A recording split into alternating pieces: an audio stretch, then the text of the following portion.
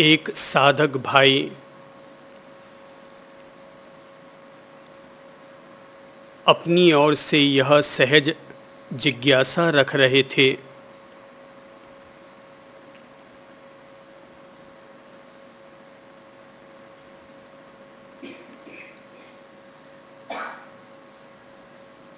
कि धर्म क्या है।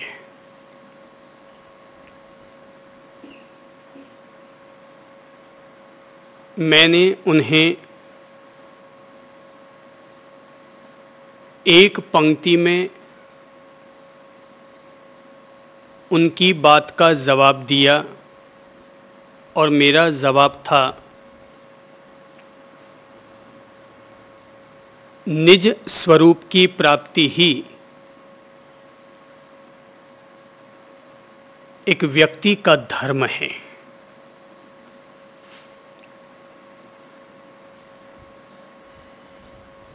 उन्होंने फिर अगला प्रश्न किया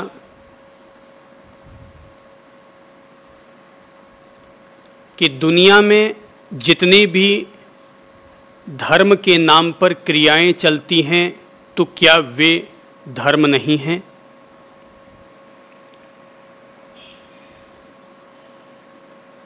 मेरा फिर जवाब था, दुनिया में धर्म के नाम पर जितनी भी प्रचलित की गई क्रियाएं हैं वे सभी के सभी अपने निजता की प्राप्ति के लिए ही बनाई गई छोटी छोटी पगडंडियां हैं, पर उन सभी का उद्देश्य अपने स्वरूप की प्राप्ति करना ही है। उनका फिर अगला प्रश्न था, तो क्या शास्त्रों में धर्म नहीं है? मैं उनकी बात को सुनकर मुस्कुरा उठा और मैंने जवाब दिया, शास्त्रों में धर्म नहीं होता, शास्त्रों में केवल धर्म की अलग अलग अभिव्यक्तियां होती हैं पर धर्म नहीं होता।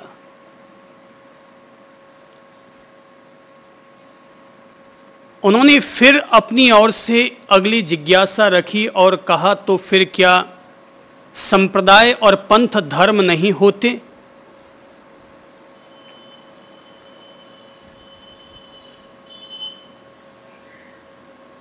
मैंने कहा, संप्रदाय और पंथ भी धर्म नहीं होते। संप्रदाय और पंथ एक सामाजिक व्यवस्थाएं होती हैं। संप्रदाय पंथ एक संगठन होते हैं, पर वे धर्म नहीं होते।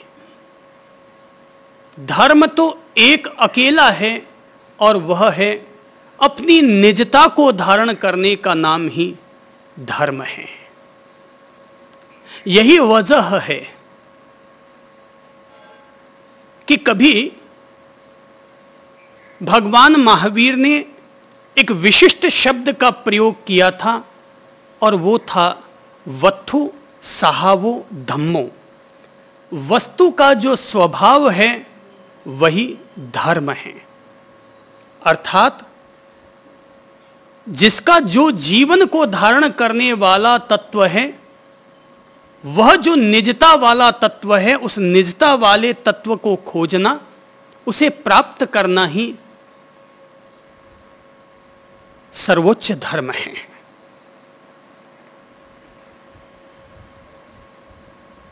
हर कोई इंसान, हर कोई प्राणी अलग अलग धर्मों को अख्तियार किए हुए है, लेकिन अगर वो भूल बैठा है तो अपने स्वयं की निजता की खोज के धर्म को वह भूल बैठा है।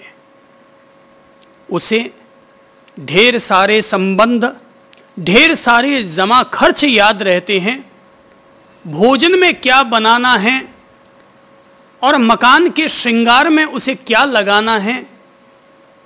ये सभी बातें उसे दिन में भी याद रहती हैं और अगर वो रात को सोता है तो सोते वक्त भी उसे वे सब बातें याद रहती हैं। यदि वो भूल जाता है तो केवल एक ही चीज भूल जाता है, और वह है कि जिसने जीवन को धारण कर रखा है वह अपनी जीवनी ऊर्जा को भूल जाता है, जीवनी शक्ति को भूल जाता है, अपने आत्म स्वरूप को भूल जाता है। हां, अगर कभी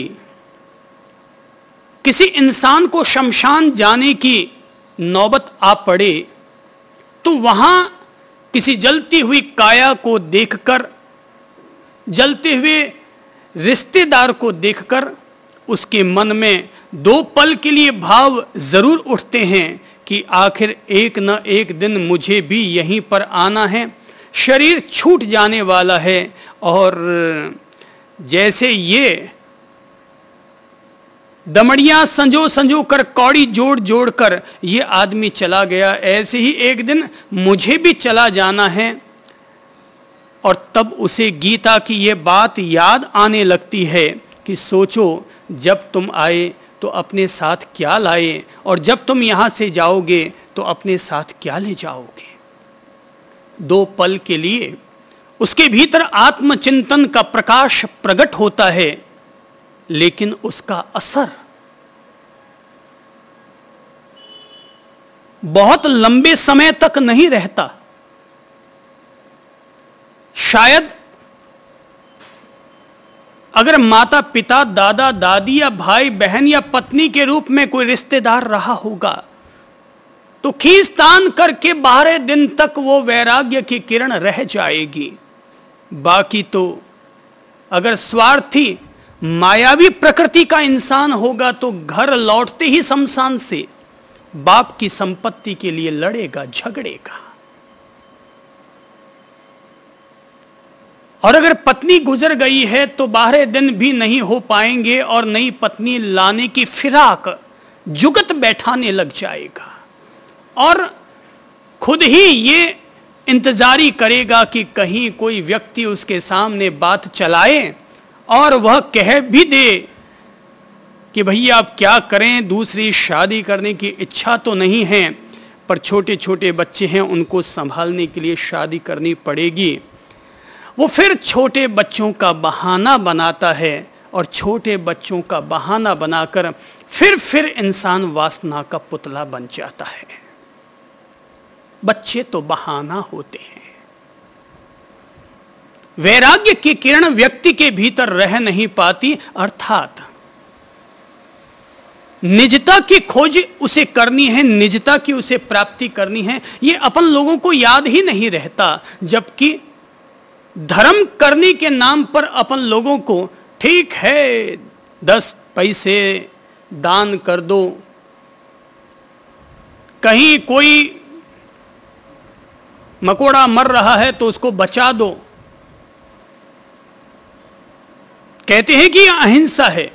अपन लोग कसाई खाना जाकर के गाय को, बकरी को नहीं बचाते, हाँ मकोड़ा है उसे बचा देते हैं। बोले आज मैंने गाड़ी निकालते वक्त मकोड़ों को बचा दिया तो आज मैंने अहिंसा का पालन किया। अच्छी बात है ये भी,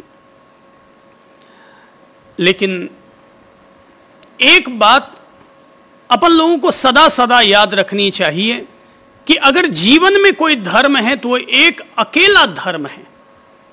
जैसे सबका मालिक एक है, वैसे ही जीवन का एक ही धर्म होता है। धर्म कोई अलग अलग थोड़े होते हैं, धर्म कोई जुदे जुदे थोड़े ही होते हैं। फूल का धर्म खिलना है तो एक ही धर्म है उसका, वो केवल एक ही धर्म जानता है, खिलना और फिर मुरझा जाना। पानी केवल एक ही धर्म को अपने भीतर रखता है, कोई 10 धर्म नहीं रखता।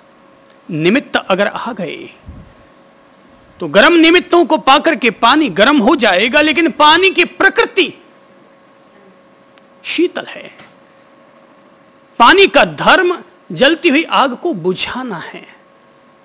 हर चीज का एक ही धर्म होता है। अपन सोचें कि अगर इंसान के 10 धर्म होंगे, थोड़ा ये भी कर लो, थोड़ा वो भी कर लो, थोड़ा सामायिक भी कर लो, थोड़ा प्रतिक्रमण भी कर लो, थोड़ी पूजा भी कर लो, थोड़ी साधना भी कर लो, थोड़े सामायिक भी कर लो, तो कर लो। वैसे करने के लिए मना नहीं है। पर एक बात याद रखनी चाहिए, और वो ये है कि धर्म तो केवल एक ही होता है। धर्म की अभिव्यक्तियां अलग अलग हो सकती हैं, धर्म की पगडंडियां अलग अलग हो सकती हैं, पर हर वस्तु का एक ही स्वभाव होता है। किसी भी वस्तु के अनंत स्वभाव, अनंत धर्म नहीं होते। ये तो जैसे जैसे अपन लोगों को निमित्त मिलते हैं, वैसी वैसी निमित्तों के कारण अभिव्यक्ति और प्रतिक्रिया हो जाती है, पर धर्म तो एक ही है, और वो है अपने निज स्वरूप की प्राप्ति, अपने आत्म स्वरूप की प्राप्ति। और यही वजह है कि कभी श्रीमद् राजचंद्र जी के सामने लघुराज स्वामी पहुंचे और रात भर उनके सामने पंचांग नमन करते हुए ये जिज्ञासा रखते रहे कि प्रभु गुरु मंत्र दीजिए, गुरु मंत्र दीजिए कि जिससे कि मेरा कल्याण हो। तो राजचंद्र जब अपनी साधना पूरी करके उठे तो देखकर चौंक पड़े कि स्वयं राजचंद्र तो गृहस्थ आश्रम में स्थित हैं, और जो उन्हें प्रणाम कर रहा है 108 दफा कमर भी दुख गई होगी, हाथ पांव भी सुन्न हो गए होंगे, लेकिन जिसे प्राप्त करना होता है वह प्राप्त करके ही रहता है। और कहते हैं 108 दफा उस लघुराज स्वामी ने उन्हें खड़े होकर के पंचांग नमन किए और कहा, गुरु मंत्र दो प्रभु, गुरु मंत्र दो। प्रणाम करने वाला एक सन्यासी, एक संत, और एक संत एक गृहस्थ के सामने खड़े होकर के पंचांग नमन करते हुए और कह रहा है, गुरु मंत्र दो, गुरु मंत्र दो। और तब राजचंद्र अपनी तरफ से एक ही गुरु मंत्र देते हैं, और वो मंत्र होता है सहजात्म स्वरूप परम गुरु। मैं तुम्हारा गुरु नहीं, तुम्हारी आत्मा का जो सहज स्वरूप है, तुम्हारा जो सहज स्वभाव है, तुम्हारा जो सहज धर्म है, वही तुम्हारा गुरु है। न केवल गुरु, वही तुम्हारा परम गुरु है। निजता की प्राप्ति ये एक अकेला धर्म है, और कम से कम जो व्यक्ति